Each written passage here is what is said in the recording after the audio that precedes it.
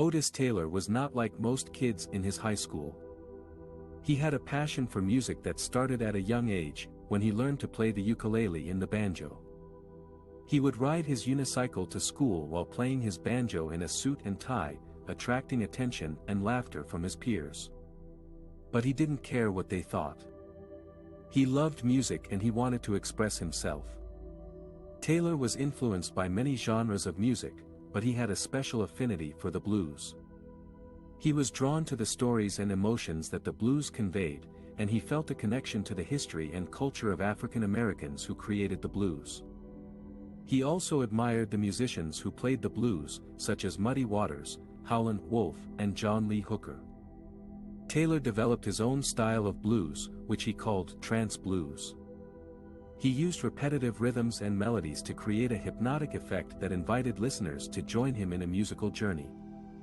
He sang about topics that mattered to him, such as racism, violence, injustice, and love. He experimented with different instruments and sounds, such as the electric guitar, the harmonica, and the cello.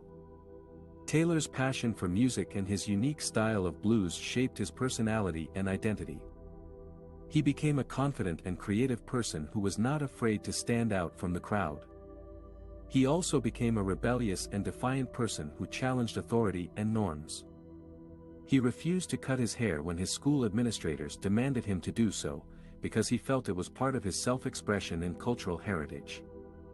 He was expelled from school for his hair, but he did not regret it.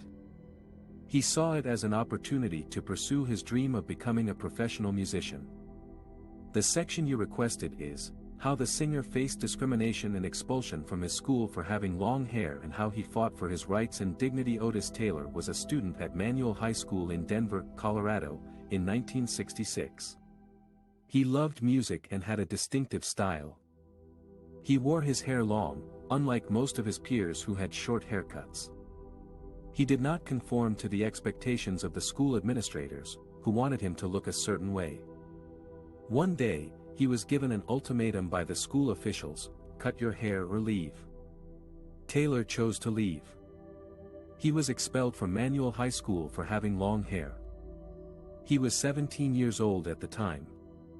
He did not let this setback stop him from pursuing his passion for music. He moved to California, where he played with various bands and artists. He eventually became a successful blues musician, recording more than a dozen albums and winning several awards. His song 10 Million Slaves was featured in movies and TV shows. He also became an advocate for social justice and racial equality. He spoke out against discrimination and oppression. He supported the rights of people to express themselves through their appearance and culture. In 2023, more than 50 years after his expulsion, Taylor received an honorary diploma from Manual High School. The Denver Public Schools wanted to rectify the wrong that was done to him and honor his achievements. They invited him to a ceremony where he was celebrated by the school board, the principal, and the students. Taylor accepted the diploma with grace and humility. He said he did not regret his expulsion, because it led him to his music career and his family. He said he was happy that the laws had changed and that students could now wear their hair however they wanted. He said he hoped his story would inspire others to follow their dreams and stand up for their rights.